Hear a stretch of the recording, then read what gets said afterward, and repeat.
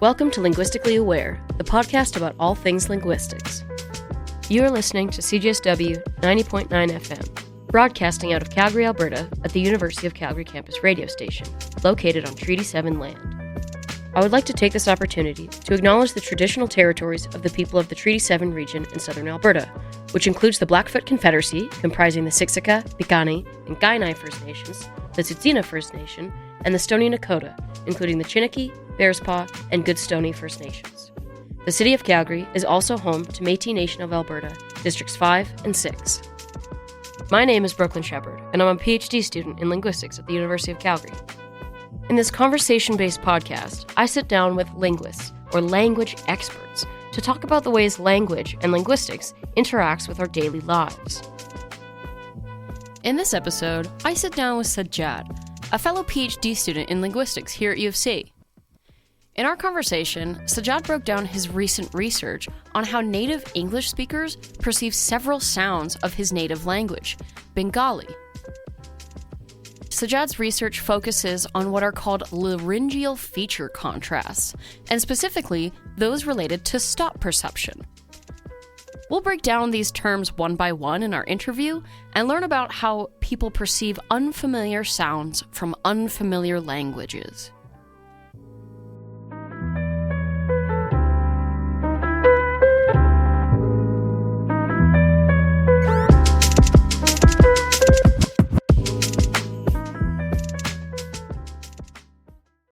Hi, Sazzad. Thank you very much for being here. Thank you so much for calling me. So I was wondering if you could just start off by introducing yourself. Tell us a little bit about your background and what you do here at the University of Calgary. My name is Syed Sazzad Alam, and I usually go by Sazzad, as you have just called me. At the University of Calgary, I'm doing my PhD in linguistics. I'm currently in the end of my second year, so I'll be very shortly taking my candidacy. Yay, that's exciting. Congratulations. And so you're doing your PhD in linguistics. That's right. What subfield of linguistics are you working on? I'm working in phonetics, mostly, you can say speech perception, how people process the speech sounds they hear. Cool. So speaking of speech perception, I know you recently gave a talk or presented your work at the Canadian Linguistics Association's annual conference, also known as the CLA. And it was titled Laryngeal Feature Contrast Processing in L2 Stop Perception, right? That's right. Okay. That title has a lot of big linguistic-y words in it. So I was wondering if you could break it down for us a little bit. So for example, what is a laryngeal feature contrast? And what is L2 stop perception? What does that mean? Okay. These are basically linguistic jargons, as you probably can guess. So laryngeal, the word laryngeal comes from larynx. So larynx is basically the voice box that we have in our throat. And feature is basically, you can say, aspect or characteristic of speech sounds. And contrast is basically the difference. So when we say laryngeal feature contrast, we mean how one speech sound differs from another speech sound in terms of how we produce that sound in our larynx. Okay, interesting. Okay, so that makes sense. Do you have any examples of like a laryngeal feature contrast to sort of help us understand that a little more concretely? Yeah, sure. So, for example, you can take the sounds English P and English B. So P is voiceless, as we say in linguistics. That means that the vocal folds in our larynx is not vibrating. But when we produce the sound B, as in ball, the vocal folds are vibrating. Ah, okay. Yeah, I think that makes things quite clear. So that's sort of what you were looking at in terms of a laryngeal feature contrast. And you were looking at this specifically in L2 stop perception. So can you tell us what you mean? Like, what do you mean by L2 and what do you mean by stops? I think perception we probably know. But yeah, if you could break those down as well, that would be great. So L basically stands for language and 2 stands for second. So L2 is basically second language. The language I grew up learning is my native language, and the language I actively learned in school or whatever is my second language. Okay, so L2 is just a shorthand for meaning someone's second language. So you could have L3, L4, and so on. Okay. That's true.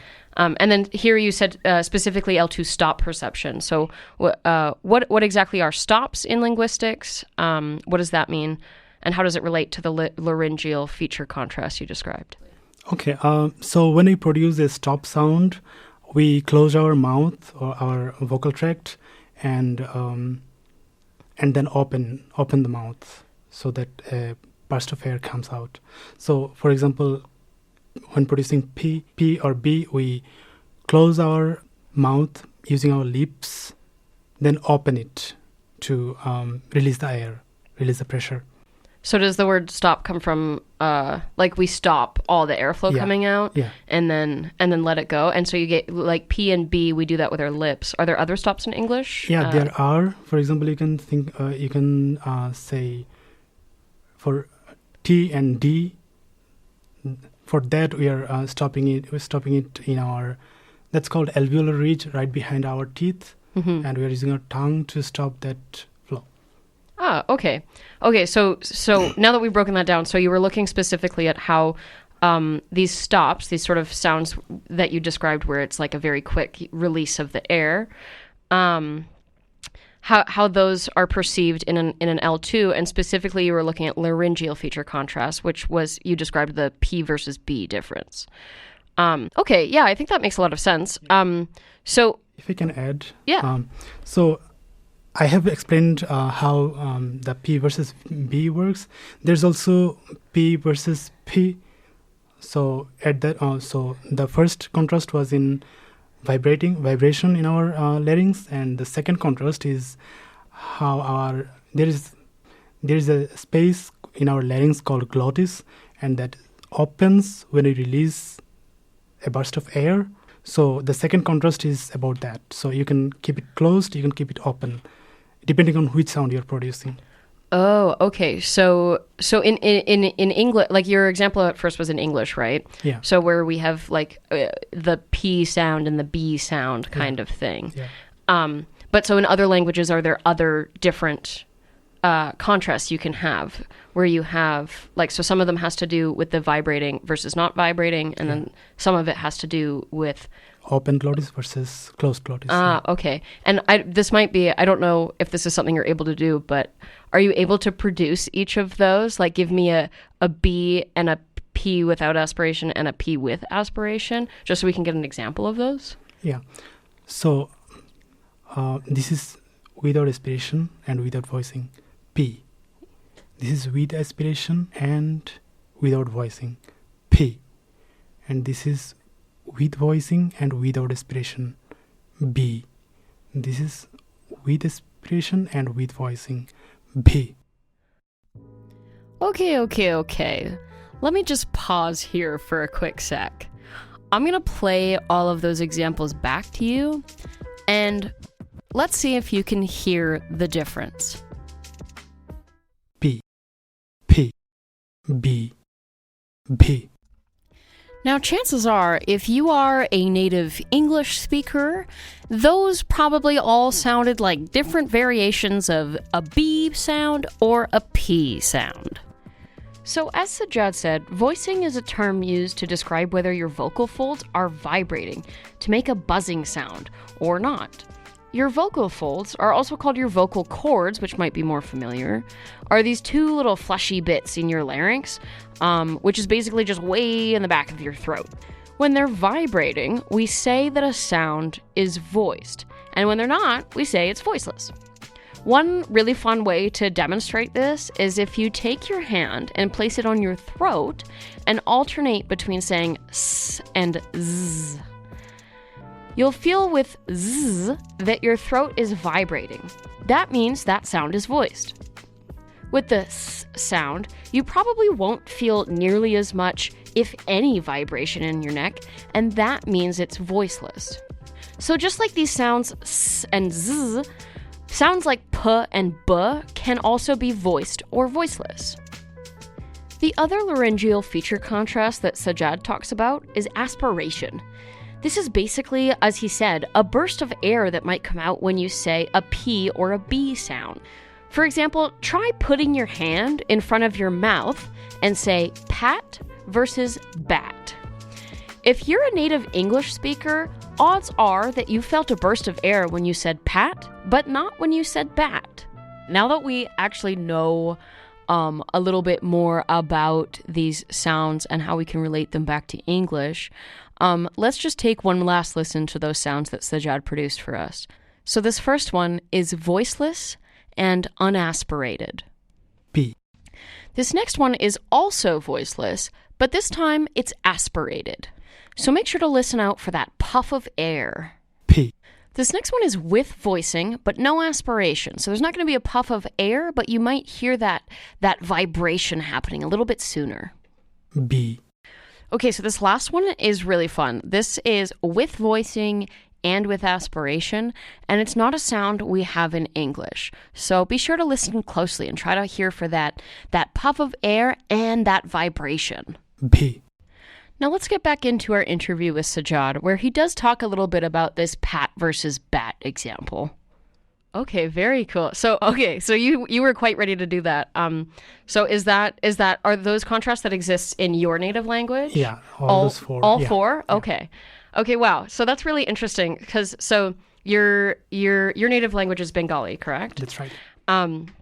And so I know that this work that you presented at the CLA had to do with how English listeners are perceiving Bengali stops, right? Yeah. So that's where the L2 sort of comes into it, in that it's not their native language.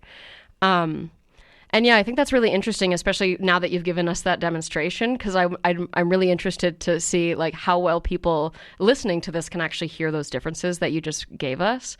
And actually, you can probably tell us some. So I'm wondering a little bit about why you decided to use those two language backgrounds. Like, how do they relate to each other?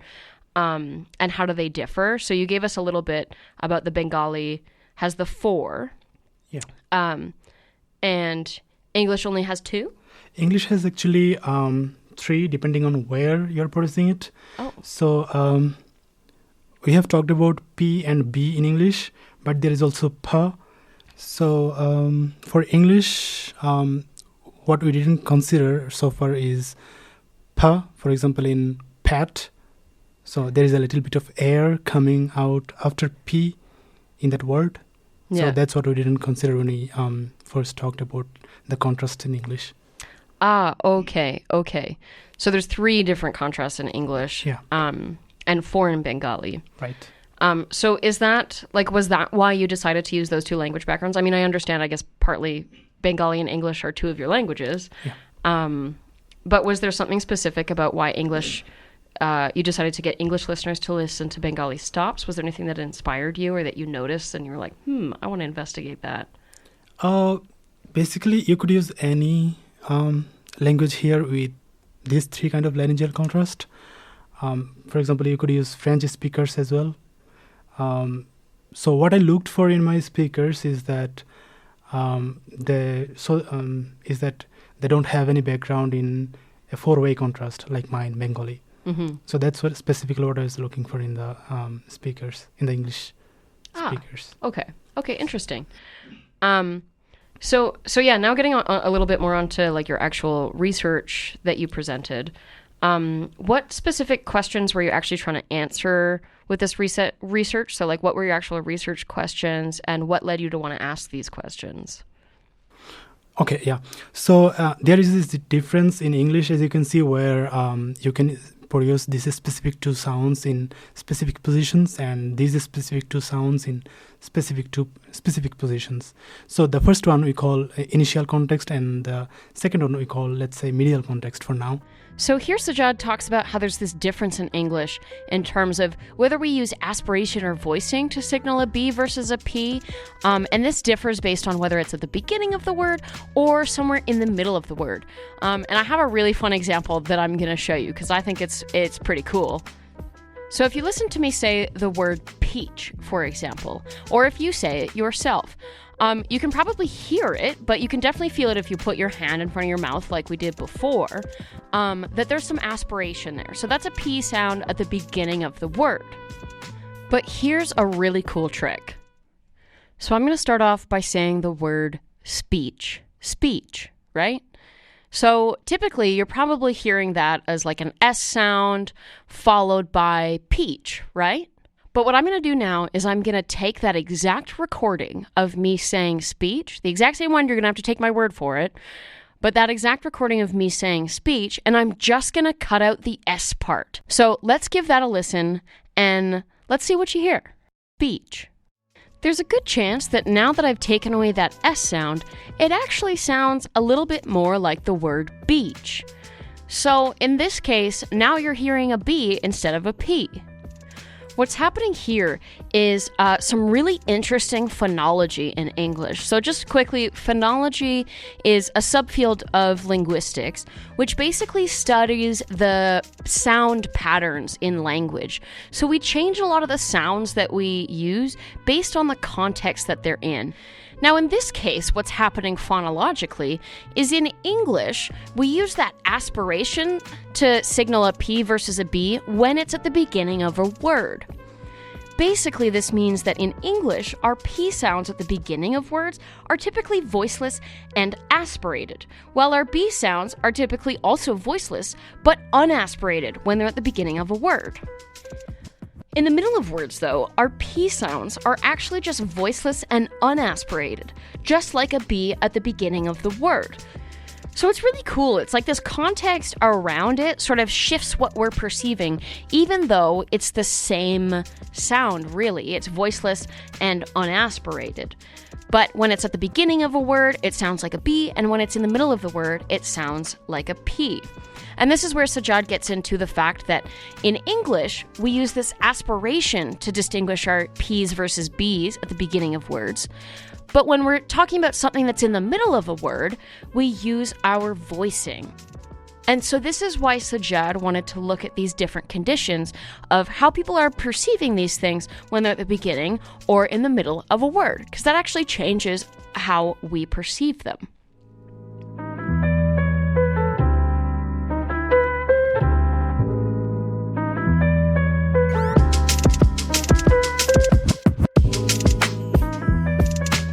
You're listening to Linguistically Aware, broadcasting on CJSW 90.9 FM on Treaty 7 Line.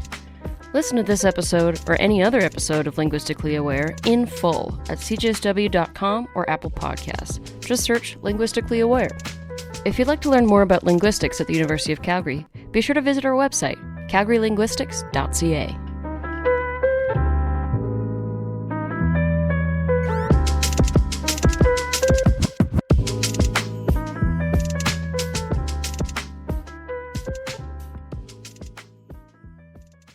So the thing I was trying to see is that when they hear the Bengali sounds, the Bengali word initial and word medial stops, do they perceive it according to their sensitivity in English or not? That was basically the question. So is there any effect of syllabic position when they perceive those foreign stops or not? Okay. So what sort of led you to ask that question? So like did you have hypotheses of what you would find? Like what made you interested in that specifically? Like I know that you've told us that these languages have these different contrasts and that they're dependent on the positions. So given that, did you have ideas of what you would see?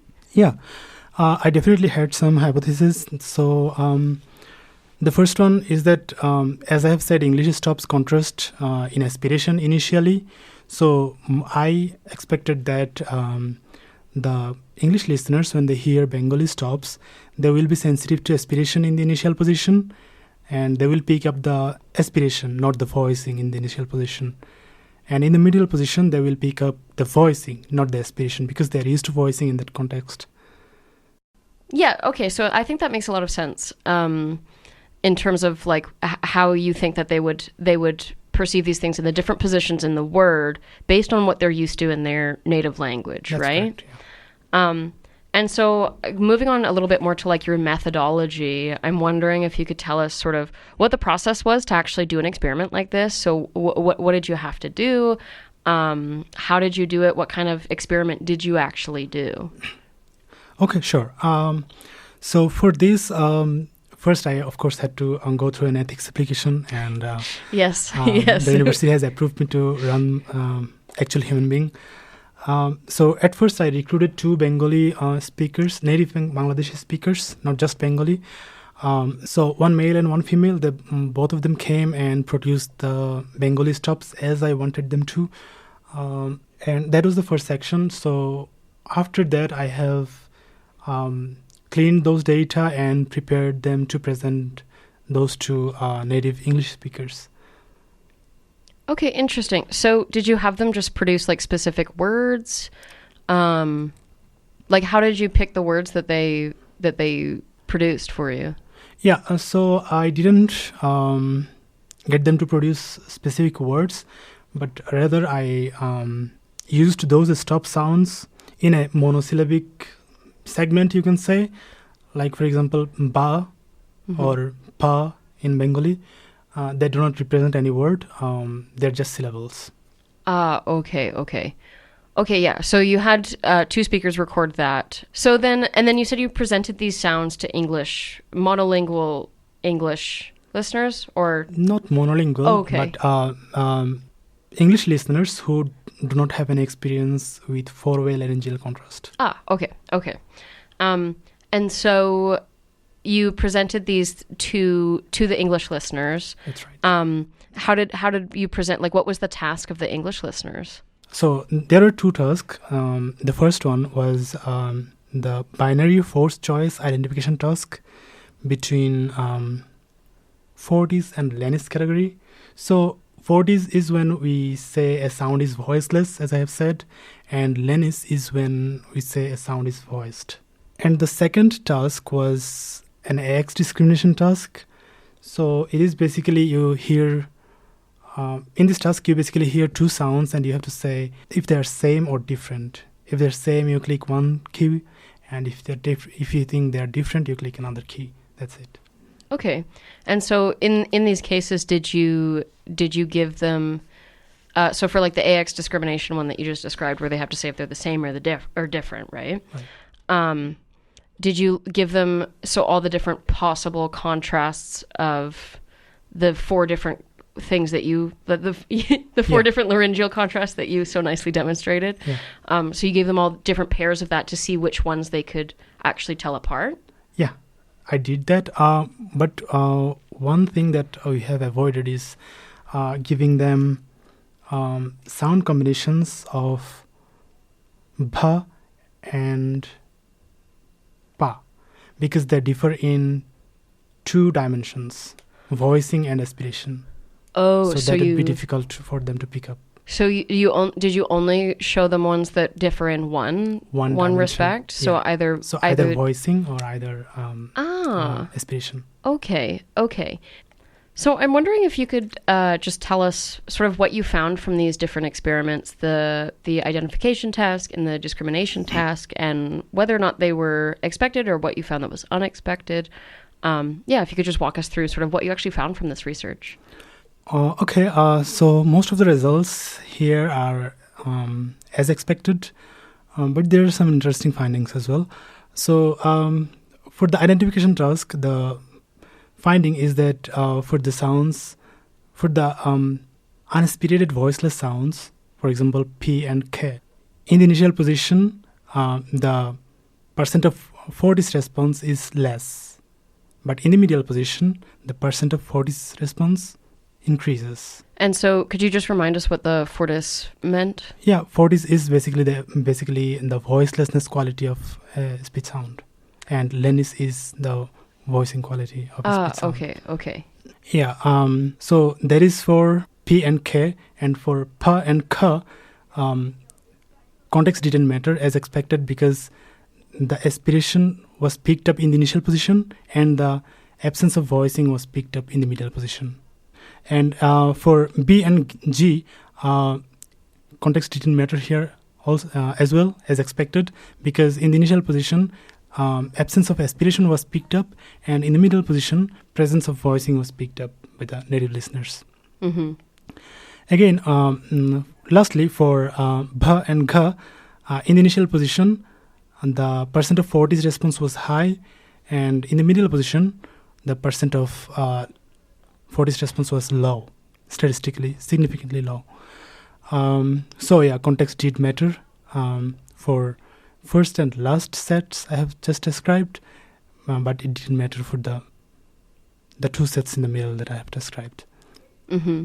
So this is basically because of the linguistic experience that the listeners have. That's why. So they are used to hearing aspiration in the initial position. So they picked up the Bengali aspiration in the initial position very quickly. Mm-hmm. And because they are used to hearing voicing distinction in the medial position and not aspiration in the medial position, so they picked up the voicing distinction in the medial position very quickly. Okay, so they picked up, so voicing distinction in the middle of, or in between vowels or something is common in English. Yeah. So they were able to hear that with the Bengali, but when you put aspiration contrasts in there, they weren't. Yeah, not as much. Not as much. Yeah, and then the opposite for the initial position, because that's where in English you would get aspiration, correct? Yeah. So they could hear the aspiration there, but not the voicing difference. Yeah, that's true. Okay. Okay, cool. That's really interesting. And so for the discrimination task, you found something similar, correct? Yeah. But there were some weird, funky sounds in there as well. So you found that they could still pick up some things that weren't in English. Is that right? So for the ba, bha, and ga, gha contrast, the aspiration is present, right? Yeah. But so is the voicing. So and that's not something we have in English. Yeah, aspiration plus voicing. We usually have one or the other. Yeah. Okay. So in the initial position, for these two contrasts, in the initial position, they found they said they are different, Mm-hmm. which we expected them to say. Yeah. In the middle position, they also said they're different, but it's a slightly lower percentage than the initial position. Okay. Okay, and did you find so they could sort of tell the difference, just not quite as well as the ones that they're actually familiar with from their native language? Yeah, it's significantly different from the initial position, but when you see the percentage, so for example, in the initial position, it was about 85%, Mm-hmm. Close to 90%. Yeah, they could differentiate, but in the middle position, it's close to 80%. Oh, wow. So the difference is significant, but it's still, when you see the percentage, it's high. That's still quite high. Yeah, that's really interesting. So was that expected or no? That was not expected because it was totally a new sound. We didn't know what they would do. I mean, we knew what they would do. They would take longer time to react for these sounds. That's one of the things we expected. But this percentage, it was very high. Yeah, you didn't expect it to be quite so high, given that they're not those aren't sounds they're familiar with, right? Yeah. So I'm wondering now that you've done this research and you've presented it and stuff, and you have these unexpected results, how did you sort of explain these? Like, did you have ideas from the world of linguistics of why that happened? Do you have any ideas now after the fact? Why did they have such a high percentage for those ones? It could be because that in the middle position, they totally ignored the aspiration and they picked up the voicing. That could be one reason. Mm-hmm. So when you hear bha in the middle position, you totally ignore the aspiration because you're not used to that sound. In your memory, you don't have that segment of the sound. Mm-hmm. So you pick up only what you have in your memory. Mm-hmm. So that's one probable reason. Okay, yeah, cool. Well, good luck with finishing the rest of your PhD. We're all rooting for you. And I'm really interested, thank you very much for coming in and telling us about these findings and about your research. I think that's really cool. And I'm looking forward to seeing what you find out next and hopefully have you back in here one day, maybe when you're less swamped with PhD life. I think, this is really, really cool research. So thank you. Thank you so much for having me. It was very, very nice talking to you.